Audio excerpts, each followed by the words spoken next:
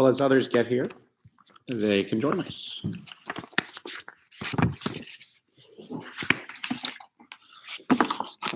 Today, I thought I would discuss a rather appropriate topic, and that is Purim. So we'll discuss some of the differences between how denominations study or celebrate Purim, and then some of the details about Purim as well. Some of the inner workings of some of that. So most people remember most of the things about Purim, but there's all kinds of curious things to add so that we can add to our knowledge. So obviously the basis of the study of the holiday of Purim, as we know it, comes from the book of Esther, which occurs in Ketuvim, our writings. And it's set in Persia at the time when Ahasuerus, or Ahasuerus, depending on how you'd like to pronounce it, was king. And I've got a one-page sort of synopsis of the entire story. So King Ahasuerus held a banquet in the capital city of Shushan and ordered his queen Vashti to come and dance before his guests. She refused to appear and lost her royal position. Acting on advice from his counselors, Ahasuerus had women from all over the kingdom brought to him so he could choose a new queen, and he chose Esther, a young Jewish woman from Shushan. However, following the advice of her cousin Mordecai, Esther did not reveal her Jewish origins. Mordecai often sat near the gate of the king's palace, and one day he overheard two men plotting to kill the king. Mordecai reported what he had heard to Esther. She reported the information, and the co-conspirator to death, and it was recorded. Enter the his rage, lots. This comes from Mary the Sow. He drew lots. Once Esther as what's going on. Esther tells the king, and the Jews are allowed to fight back. Hanged. Mordecai received head. So the holiday of Purim celebrates the Jewish people.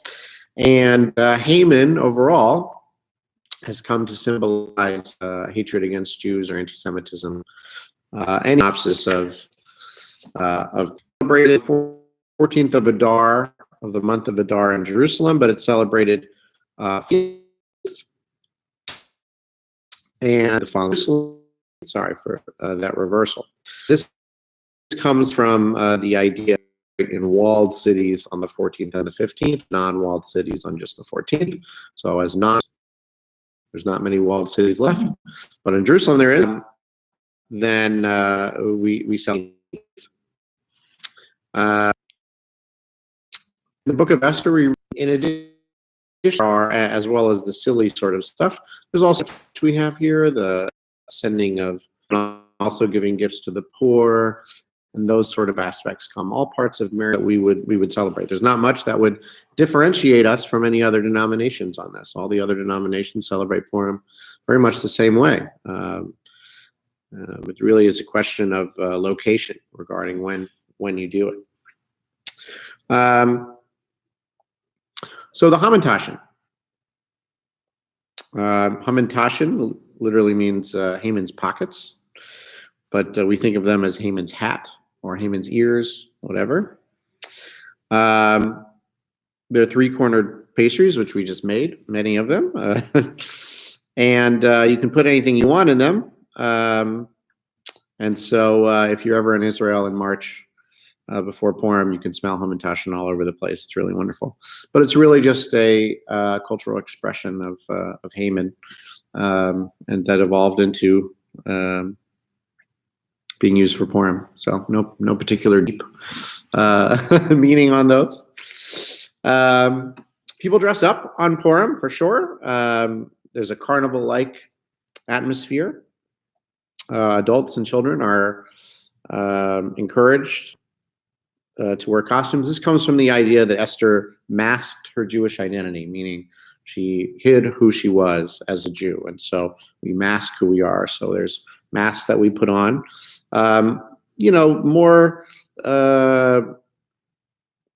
More usual costumes are the characters within Purim, but they've now expanded to just about anything. In Israel, people dress up like absolutely anything. In fact, there are sections in rabbinic codes that allow men to dress in women's clothing on Purim without violating any sort of, problematic stuff. So you'll see a lot of rabbis on this day, dressing up in women's clothing and princesses and things like that.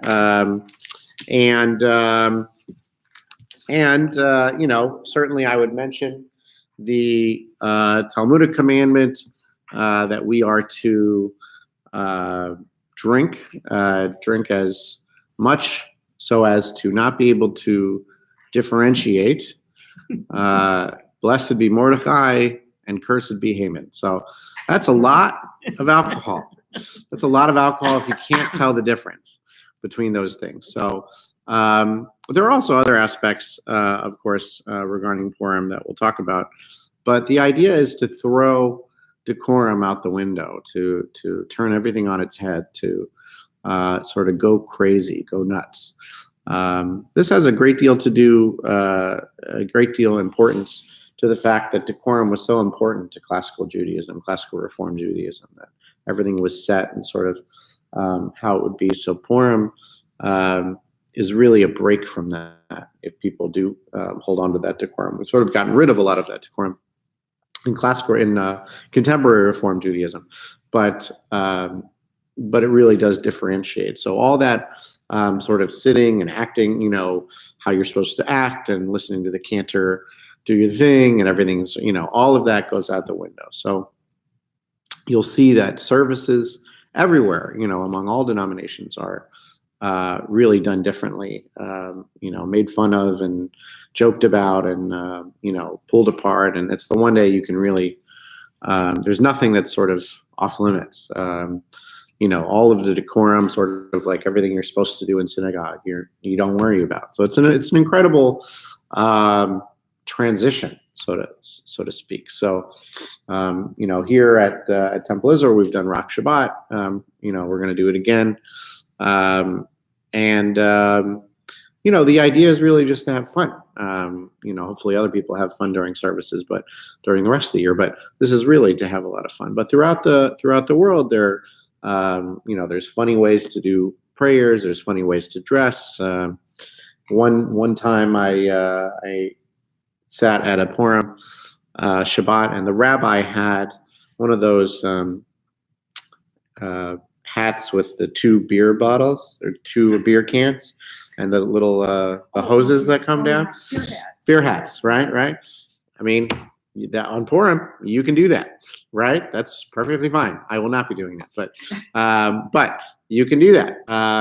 That's you break away from all of the fancy traditional sort of decorum that there is. Everything is let go. So it's really, it's important to embrace all of that. The idea is this day you get to take a break from all of that. It's really, really important.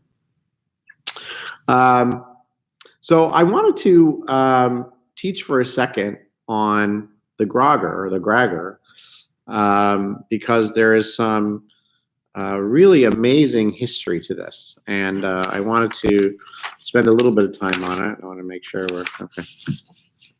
So we have groggers here. We have those things, yeah, really, with the teeth and the, So grogger literally means rattle. That's what it is, a rattle. For a long time, we didn't use groggers for Haman.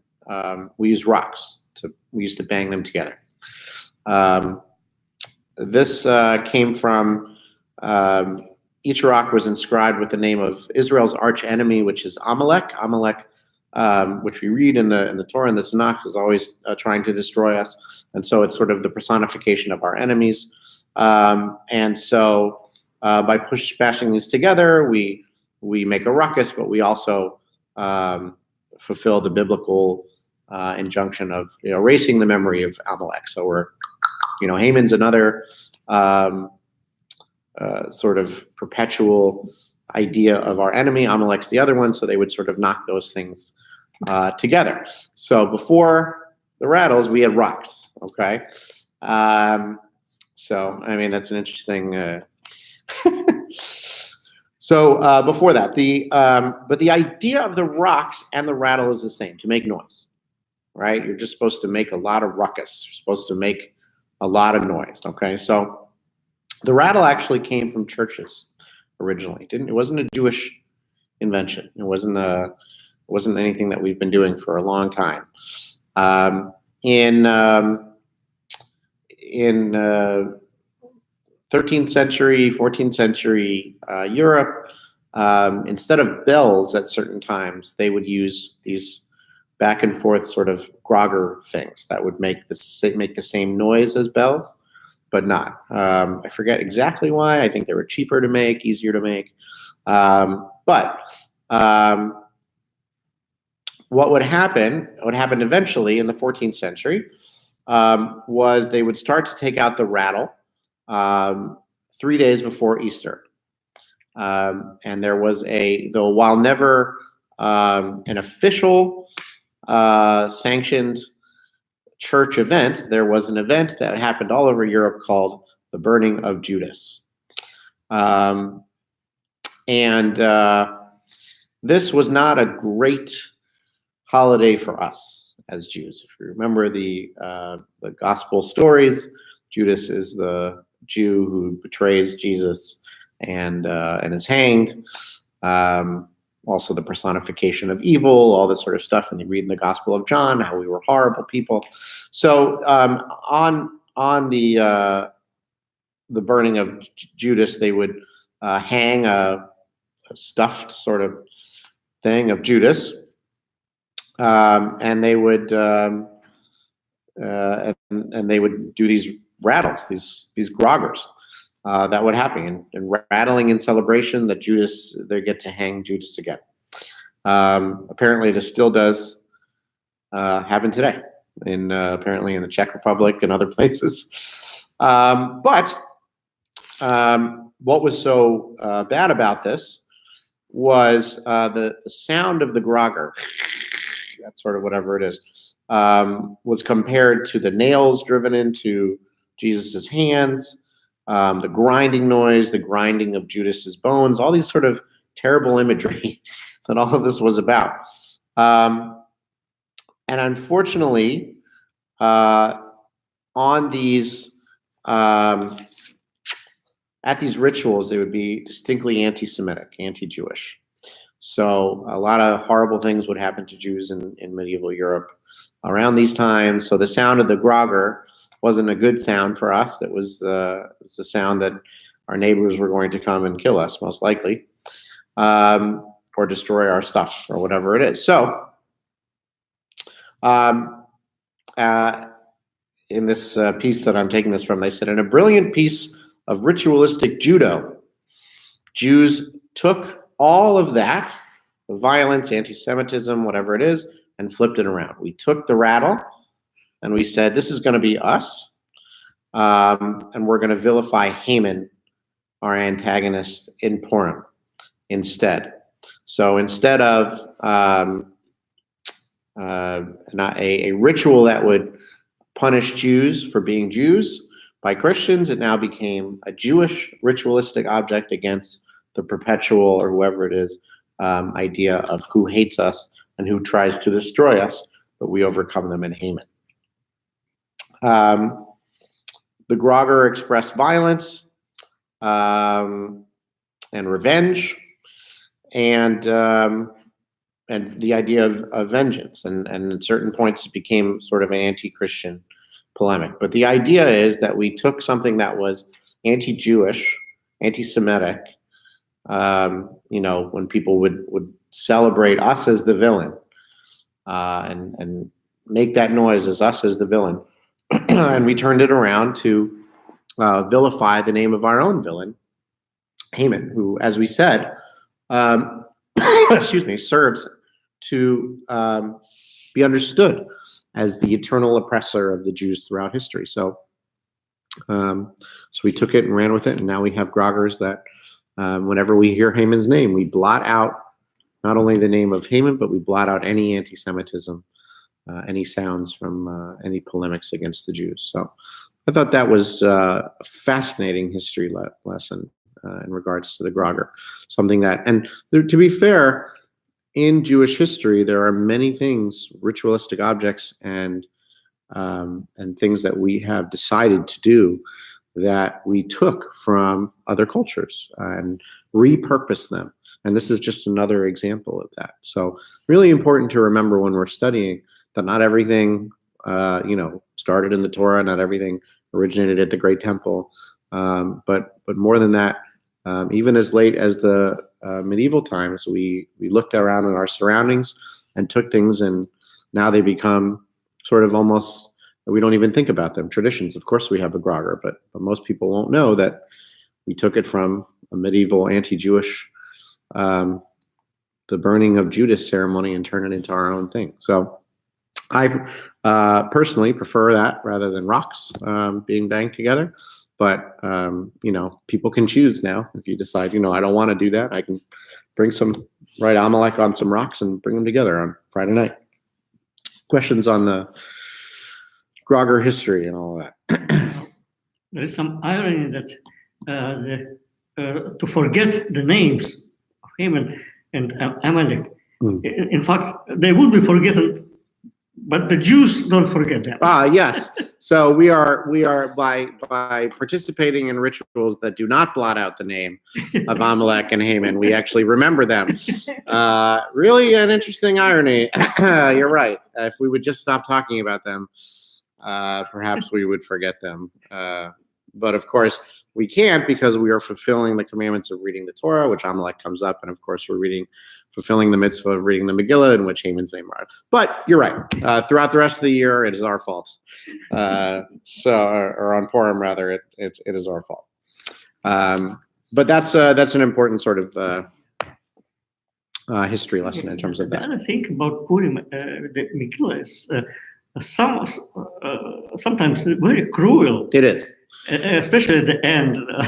Well, the end, which a lot of people don't read, is not that only that we hanged Haman, but we went on a sort of a genocidal rampage. And yes, and it's really weird to read. Right. When you read it with some of the other books, like books of Joshua and that sort of stuff, it's not that weird. We sort of went on genocidal rages for a while. But you're right. It's the ideas of vengeance and revenge and violence, and there's a lot in that. In terms of Purim, overcoming our enemies isn't like one beautiful metaphorical sign of strength. It's actually, killing them all. But we don't focus on that a lot because we don't like it. Certainly not in Reform Judaism. We don't like to focus on that. So the Purim spiel is another historical aspect. They call it the only genuine folk theater that has survived 1,000 years in European culture. This was the origin of Yiddish theater. So the Purim spiel, in terms of Ashkenazic, mid 1500s or so 16th century, was when we started to take focus on theater in terms of Yiddish culture and that sort of thing. And it's evolved throughout the centuries, of course, but it was the birth of coming together and being funny and being theatrical, and not just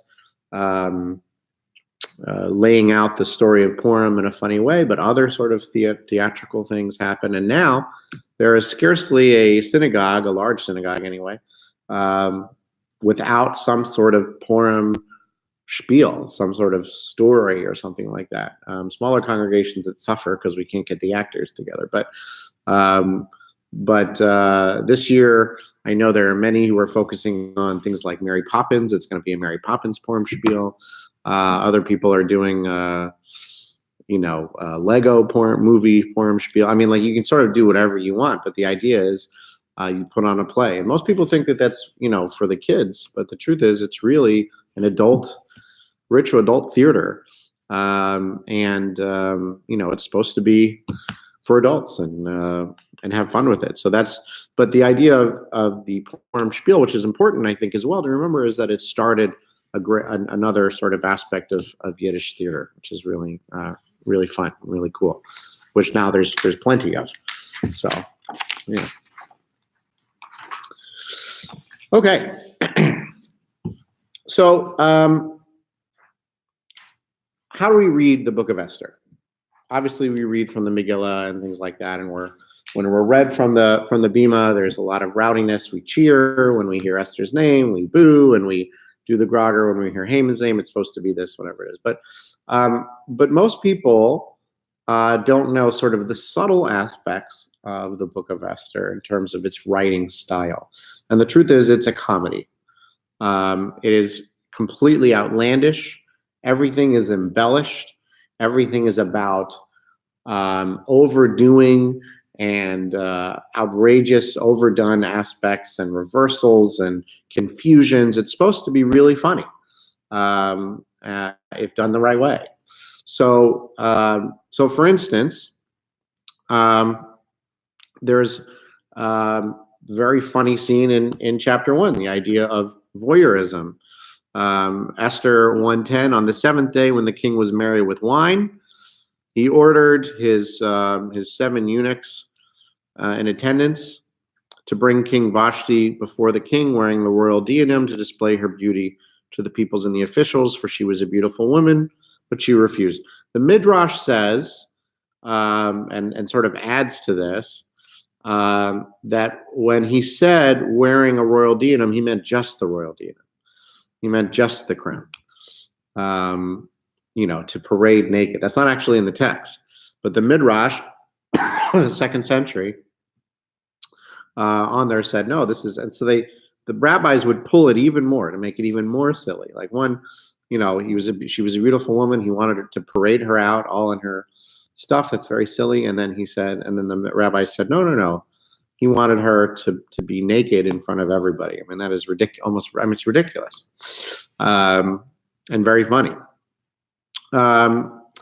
The aspect of sex comes up in Purim quite a bit, to say nothing of the Persian harem, which is Hashwish's harem, which is like 1,000 women or whatever it is. But it goes over like how that would all work. Each girl's turn came to be with King Ahasuerus at the end of 12 months, right? They would spend a year preparing for it.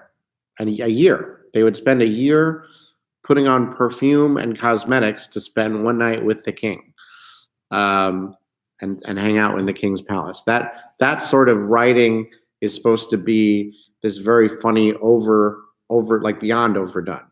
I mean, you're 12 months to prepare for one night with the king. So that's supposed to be very funny.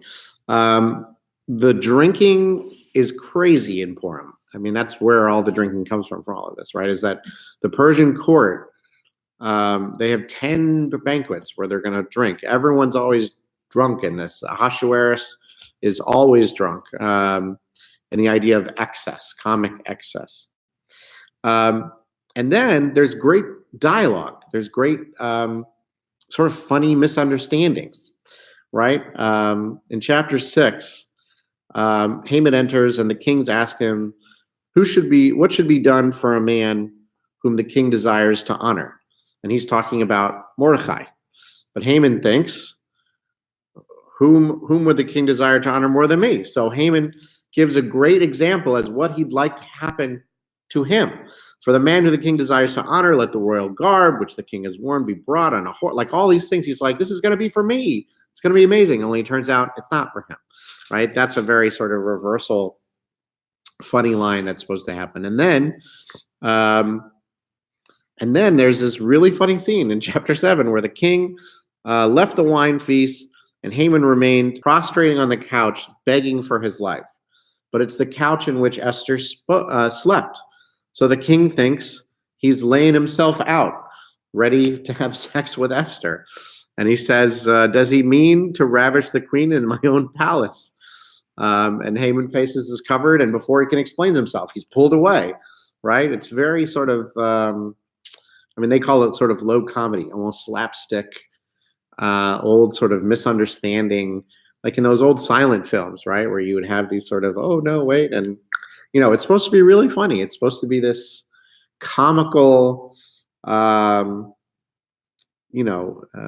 story that's in our canon. It's really, really, really funny.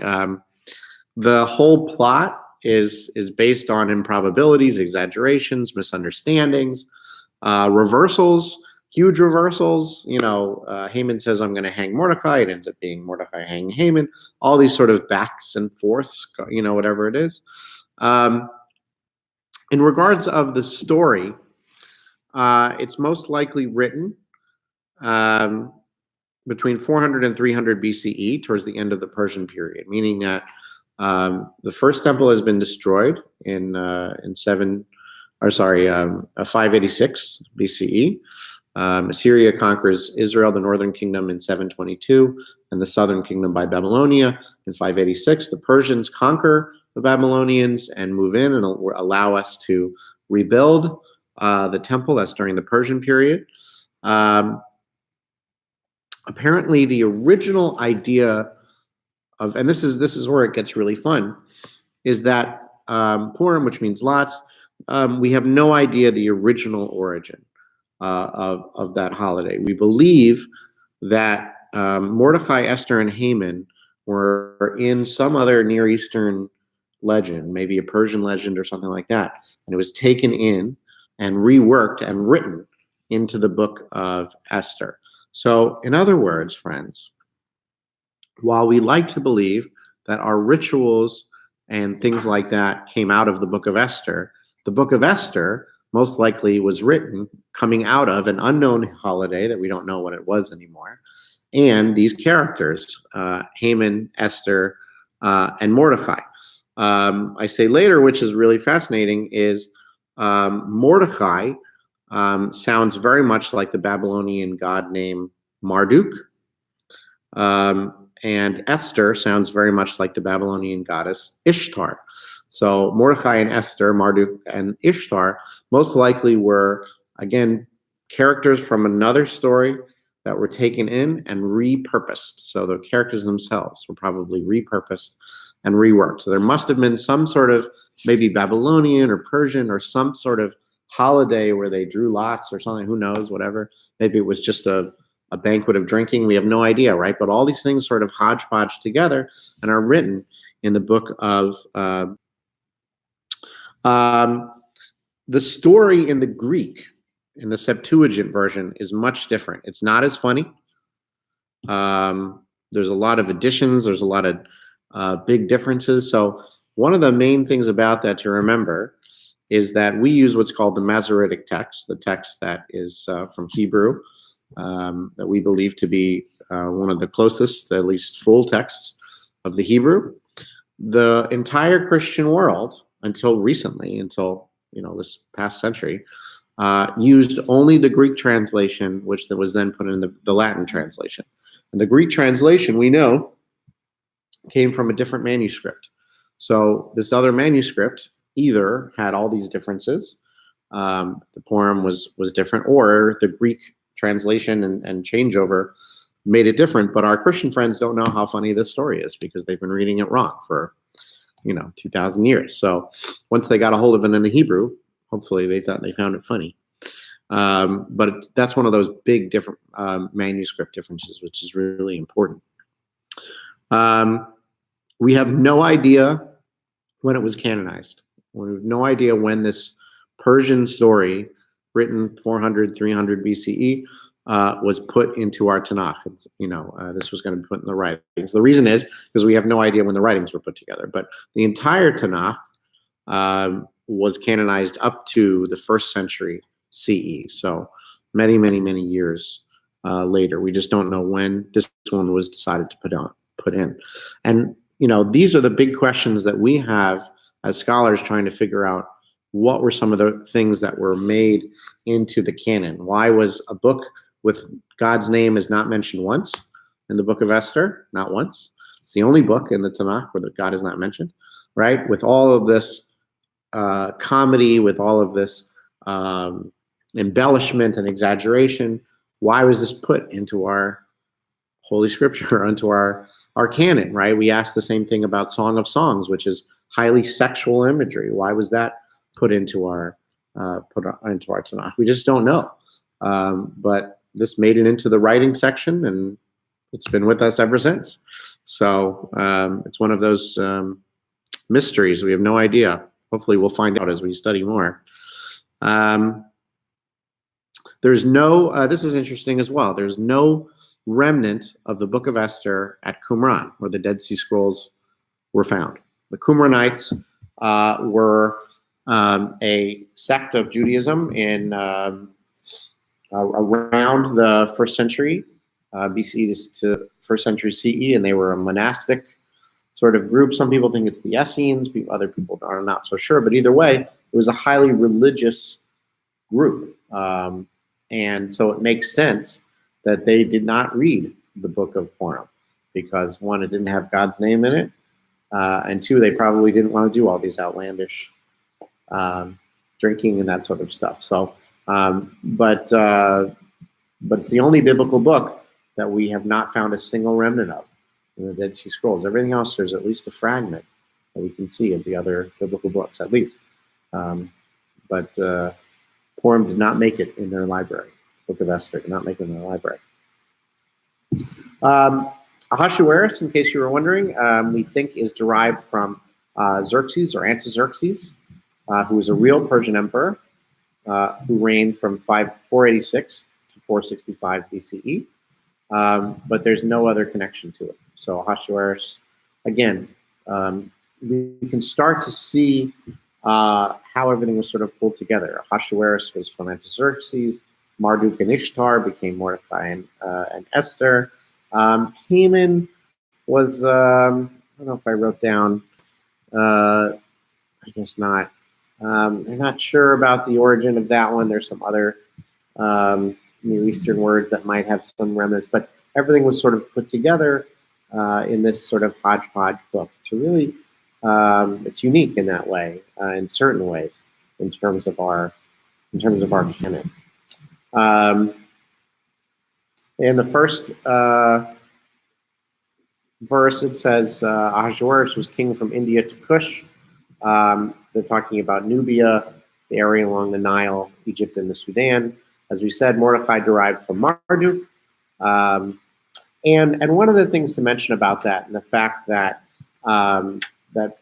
Mordecai and Esther's name come from Babylonian names, Marduk and Ishtar, talk about the idea of assimilation during that period. So while we were in the diaspora, we took on different cultures, took on different names, and so it's possible that Marduk and Ishtar became very sort of common names for people to have, and Mordecai and Esther sort of were our Hebrew equivalents or whatever it is. So assimilation sort of comes into play there. Ironically, my Hebrew name is Mordecai, and my wife's Hebrew name is Esther.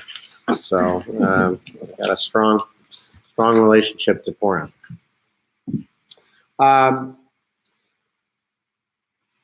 Of all the things that would be different between Reform Judaism and Orthodox Judaism in terms of Purim is one blessing. That's it.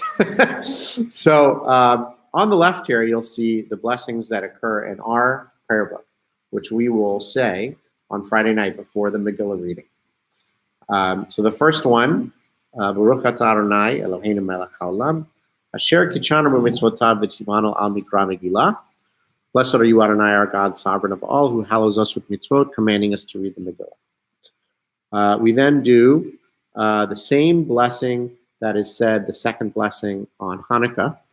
Baruch atah Adonai Eloheinu melech haolam she'asa nisim lavotenu v'imotenu, we add, bayamim hahem bazman hazeh. Blessed are you, Adonai, our God, sovereign of all, who performed wondrous deeds for our ancestors in days of old at this season. Same sort of idea as the Hanukkah blessing. And then we do the Shechianu, right? Baruch atah Adonai Eloheinu melech haolam shechianu v'kiyamanu v'higyanu lazman hazeh. Blessed are you, Adonai, our God, sovereign of all, for giving us life, for sustaining us, for enabling us to reach this season. In Reform Judaism and in some of conservative Judaism, we don't do a blessing after the Megillah reading. But there is a blessing after the Megillah reading. And hopefully you will see why we took it out. But here is what it is.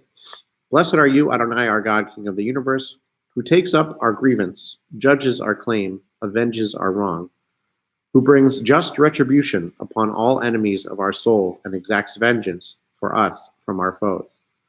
Blessed are you, Adonai, who exacts vengeance for his people Israel from all their foes, the God who brings salvation. Pretty easy for Reform Judaism to say that's not what we want to do. We don't like the idea of providing vengeance, of just retribution. None of that imagery sits well with Reform Judaism, and so we have done away with it completely. It still exists in the other Sidurim and the other denominations, and we can see where it comes from. Obviously, if you read the end of the Purim story, it is about vengeance and retribution. But again, we very rarely will read that part in Reform Judaism. We prefer the comical aspects, not the vengeance part. So, but that in itself is basically the only big difference between Reform Judaism and the other denominations of Purim. Purim is a relatively universal holiday. Everyone drinks. Everyone plays around in some way in the synagogue and has fun. Everyone dresses up. There's carnivals and amusement sort of things. That's sort of it. It's a particularly minor holiday, but it's a relatively constant holiday. So questions on Purim, big or small? Oh, and you mentioned that it is not clear why this story is included. Yeah. I have some hypothesis that Okay. it's a major and very popular holiday. Yeah. And as many other holidays, both Jewish and Christian, there were some pagan holidays that were transformed into religious holidays by changing the story. Right. Correct. So Correct. it could be that was the reason. So there was a popular holiday that was transplanted to Jewish life, and people wanted to have this holiday. So the story justifying this holiday was. It's a good hypothesis. It's a good hypothesis. It probably did occur somewhat like that the holiday came first. And then the story about the holiday became to help guide how the holiday was celebrated. And then because it was such a popular holiday and popular story, It's still popular. It's still popular. Can't argue with that. It was put in the canon. And again, we wish that we knew more about the choices that are made. I mean, this is a relatively secular, it's a secular book, right? I mean, it's just a Persian story that's been repurposed, and God's not mentioned once, right? So we have to think about how interesting it is that now we have blessings about God, about a story without God. There are rituals that we do and services and things like that. But if we recall, the mitzvot that we're supposed to perform in regards to Purim is we're supposed to read the story, we're supposed to give gifts to each other, we're supposed to party, and we're supposed to feed the poor. There's nothing about God in that. So a great deal of it maintained itself as sort of a neutral holiday. It is Jewish from a Jewish historical, cultural aspect, but there's very small amounts of religion in it, which again I think is fascinating. What else, friends? There wasn't that much to talk about, I guess, so we're a little early. Any questions about Purim or the Esther story or anything that I missed? I don't know the origin of getting a goldfish at a Purim carnival for years. That's what you always won, a goldfish in a bag. Did you guys ever have that here? No. Must have been in St. Louis. There's always you'd always win a goldfish, and they would never make it home. But I don't know the origin of that. But yeah.